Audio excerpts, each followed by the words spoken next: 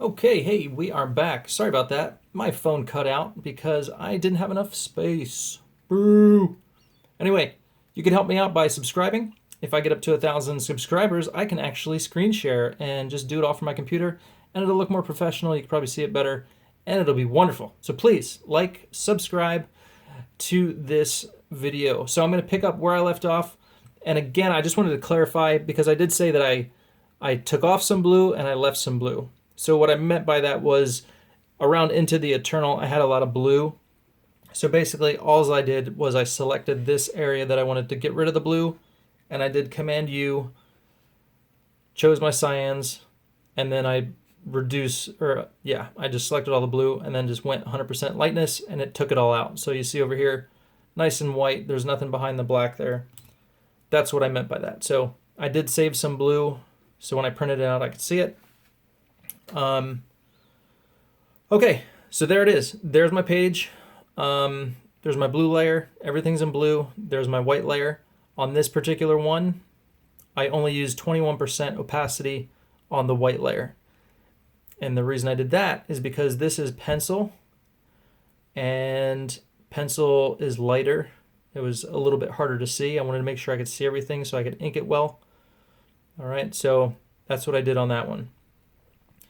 Okay, I printed it out. Again, I spoke about the printer. You're going to need a printer that can do 11 by 17, that can take 11 by 17 paper and print 11 by 17 paper. So you want to make sure that your printer can do that.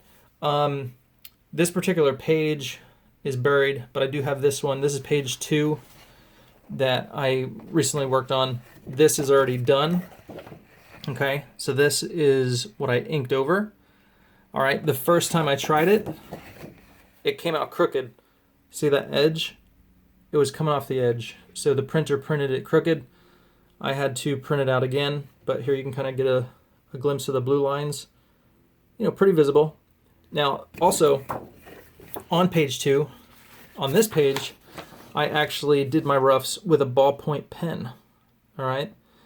So that way I could see it a lot better. And there's some of it missing because I retried this one. I did it different on a different page. So there you have, that is the roughs that I took, scanned in, did exactly what I'm showing you here on page 1, printed it out with the blue lines. You can kind of see here, I changed some stuff. You can see the blue line showing through, but yeah. So this is after I inked over it. And there is the back first try again. And this, I liked the darkness of the blue. I could see it. I talked about using red versus blue. This one I went with the blue because I thought it's not going to be as distracting when you look at the page, like when it's finished and all done. Kind of hides a little bit better. But as long as you can see it and you can ink it, you are good to go. Okay, so there's that page. Anything else? Blah, blah, blah. So yeah, I think that is basically it. If I missed anything, forgive me. Do shoot me a comment if you have any questions, if I missed anything. If I went over anything too fast, feel free. I don't mind. I will answer your questions and all that good stuff. Let me see. Is there anything else to add about it? Bum, ba, bum, bum, bum. I don't think so. Again, once I do scan in my inks, I do the same process as I did on the other video. I get rid of my red. On this one, because the border is red, I have to get rid of the red. But what I will do, I'll show you real quick. After I scan it in, remember, I have my template. I have my border, that red border. Let's pretend I scan this in. This was my final, okay? I have my border, my template.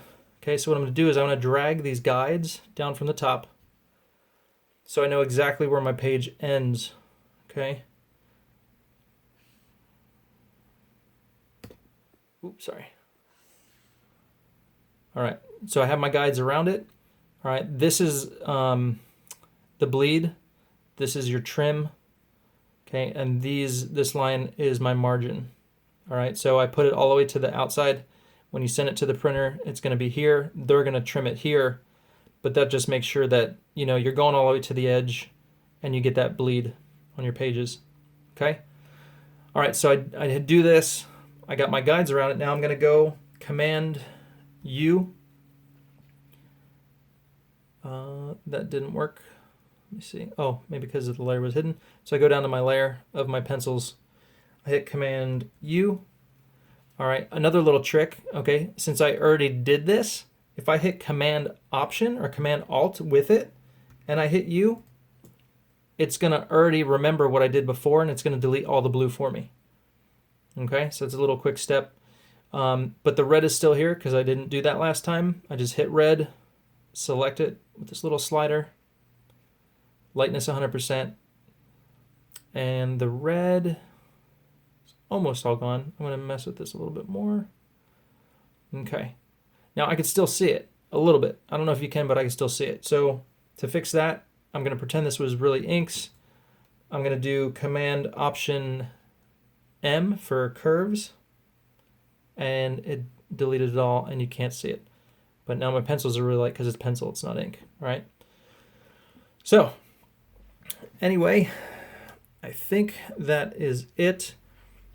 Let me see here. I have, okay. This was the page 2 and 3. Page 2 and 3 was a double page spread. So I do have that open over here. Let me put my swatch over here. Get out of here, swatch. Okay. So here is this was my rough, and this page is set up at 2, because it's a double page spread. It's set up as 2 11 by 17 pages. Okay. Again, I have my template. I need that template. Here are the 2 templates I use.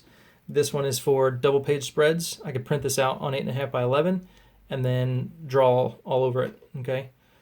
Here is for 11 by 17, or just like a single page, excuse me.